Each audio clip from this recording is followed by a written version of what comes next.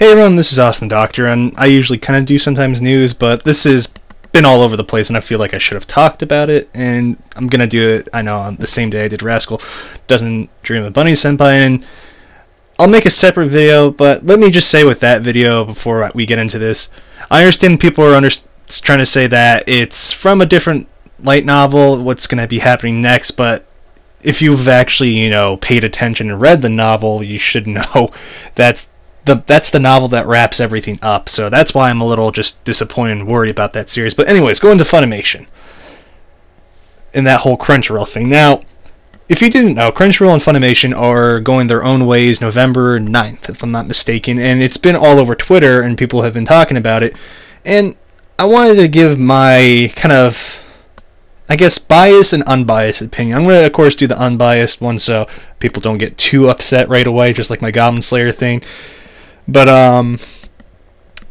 Funimation and Crunchyroll, obviously, as I said, are going their own ways. They're currently deciding who's gonna get what kind of thing. And I know this is gonna be a kind of brutally truth thing, I guess. But Crunchyroll doesn't own much by itself. Funimation owns quite a lot of the stuff, and Crunchyroll's been very fortunate for Funimation to be a part of them.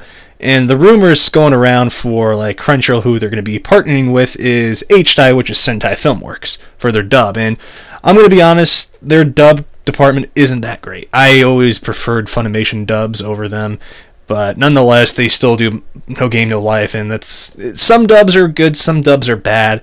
But if you don't know, going to like Funimation's point, they are owned by Sony, and if you don't know who Sony owns, Aniplex, and what does Aniplex own, or kind of thing, A1 Studios, and that means like Sword Art Online, if it ever has another series, a lot of these stuff are going to start to disappear.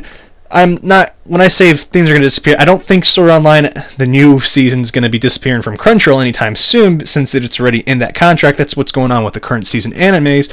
They're going to still be there. Just after that, they're not going to have what Funimation owns. And everything that Funimation owns, like Rosario Vampire, etc., won't be on Crunchyroll anymore. You're going to start seeing things disappear from Crunchyroll, along with, Funimation's good old website. And truthfully, this is kind of a big hurt on Crunchyroll, because as much as I guess I'm trying to not be unbiased here, I'm going to speak kind of facts.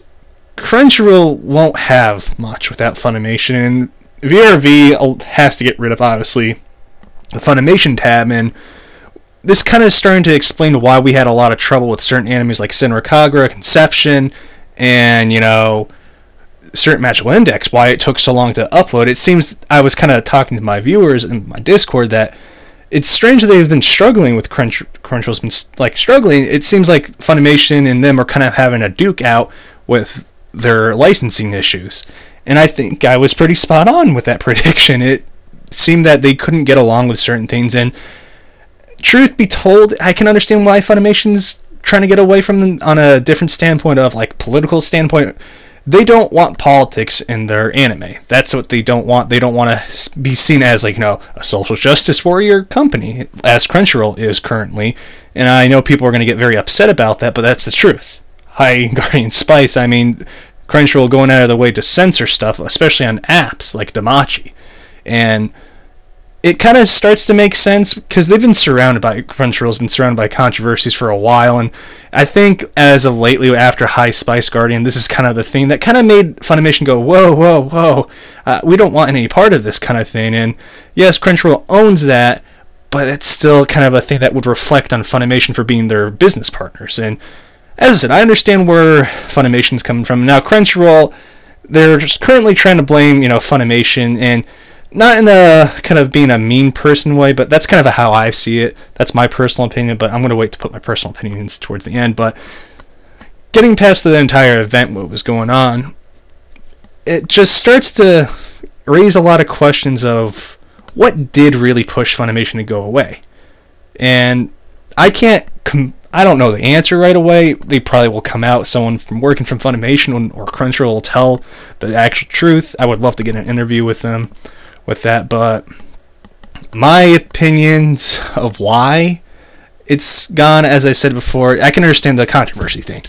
Crunchyroll's been surrounded by being a bully to Japanese broadcast companies to kind of get what they want, and I don't think Funimation as a business wants that kind of bad rep, and it could affect them. And I can, as I said, I understand that, and it's just you wouldn't want some company or company that's working with you to have some bad kind of controversy like that and go into like High Spice Guardian. That was, as much as people want to defend it, wasn't, social justice warrior propaganda. It was. At the end of the day, that's what it was. They didn't show anything about the anime. They just talked about its cast. I don't care about the cast. I actually wanted to know what the anime is about. But we got brief snippets of what it was about, and I'm still confused on what's it about. All I can say is the cartoon looks just like Steven Universe. That's all I can really say that it is. Looks like a cheap knockoff of Little Witch Academia. I guess I can go with that. That's what it looks like. But going to the whole thing of reasons why, it could be that, maybe their contract ran up and they just couldn't see eye to eye with certain things, and maybe Crunchyroll tried to start pushing further and further with their boundaries with Funimation to the point that Funimation's like, no, we've had enough of you. Goodbye, kind of thing. But those are my opinions about why they would go away. But now going to the main point of, I know I explained a little what's going on.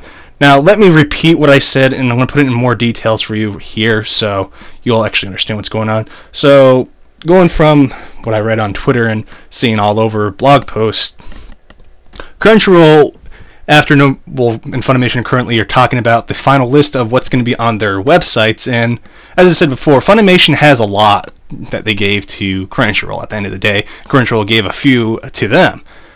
Now, this means that you're going to start seeing, like, good old Heaven's Last Property, Rosario Vampire. I don't know about DxD. I think DxD might be going away too. Well, the dub, if they have the dub on there. I don't think they actually currently do, so you'll see the Japanese stuff there, because that was kind of their thing. But you're going to start seeing animes disappear from Crunchyroll and Funimation's list, and the current seasonal animes, like the fall animes of Sword Art Online and Goblin Slayer, Conception, etc., basically they're going to still be on both websites because their contract's still there for both sides. They have to fulfill that contract, so you won't be missing anything like that. And I know people are going to ask the question again about Sword Art Online. It has 50 episodes, so I don't see it going away from either site. I see them kind of sharing that one, and that's kind of their last hurrah. My Hero Academia is going to be there, and a couple other, I think Attack on Titan 2 is supposed going to be on that website, both websites, if I'm not mistaken. But that's how that's going to work, and I guess this is a beginning to an end to a new beginning, or vice versa. I'm kind of happy for Funimation because Crunchyroll wasn't the most reliable at points, and this is going to be obviously my personal opinions now, and I know people are not going to agree with them. I don't really care. I really don't, so you can get all pissed off at me.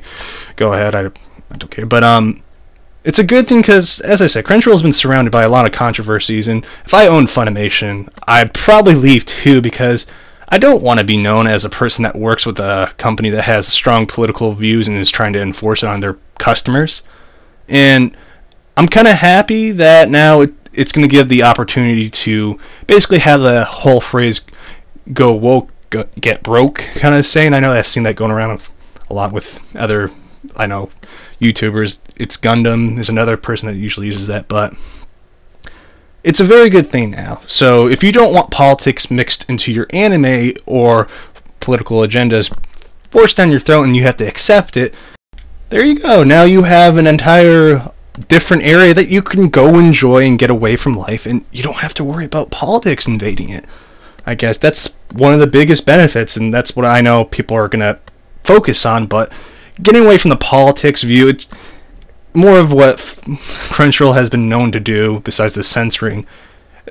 If you haven't known, there's been branches coming out from the Japan and certain studios talking about how Crunchyroll has kind of bullied them into doing certain things, of how we need to get this, so if you don't do this, we won't distribute it, that kind of thing. And as a business person, that's how to do it, but as a moral standpoint, that's kind of messed up. And as I said, I can really see why Funimation doesn't want to get involved in. I don't think it will be long for Sentai to realize it's what's going to happen and what's coming. But I think after the Damachi season, they're probably going to realize they made a mistake like Funimation. So we'll see soon. But anyways, guys, what is your opinion about this whole thing? I try to do this as non-biased as possible until the end. But I'm curious about your opinion. Are you happy about it? Or are you just like, okay, whatever, I'm going to watch anime regardless?